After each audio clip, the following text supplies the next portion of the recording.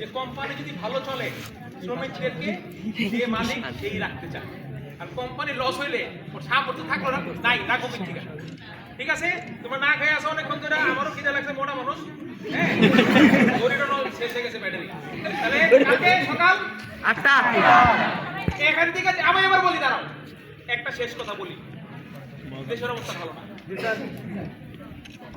তোমরা দেখছো সরকার গেছে, আমরা অনেকে আওয়ামী লীগ করি, জামাতকে দল করতে পারি, এটা যার যার মনের ব্যাপার, কিন্তু একটা গোষ্ঠী চেষ্টা করতেছে এই দেশের শিল্পটাকে নষ্ট করতে, নষ্ট করে এটা ইন্ডিয়াতে চলে যাবে, তাদের লাভ, সবাই লাভ খুঁজে, দোষের কিছু না, ওর জায়গায় করতেছে। তোমরা যাওয়ার পরে গ্রুপ ওই এজেন্ট আছে, ওরা পয়সা পায়, তুমি তো মাসে 10,000 12,000 15,000, ও কয় মাসে 30,000 টাকা, কাজটা কি একটু উলাই যাওয়া।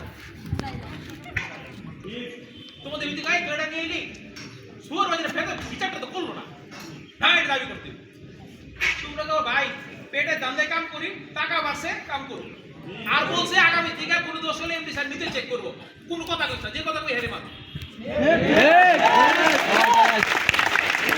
টাকা বাড়ছে, এরপরে দোষের বিচারে এমডি সাহেব করবো, আর কোনো কথা নেই, ঠিক আছে? আইবো কিন্তু দিতে, কিন্তু নাও যাবে, ঠিক আছে? যাও, আল্লাহ হাফেজ। বাবা এটা কি হলো?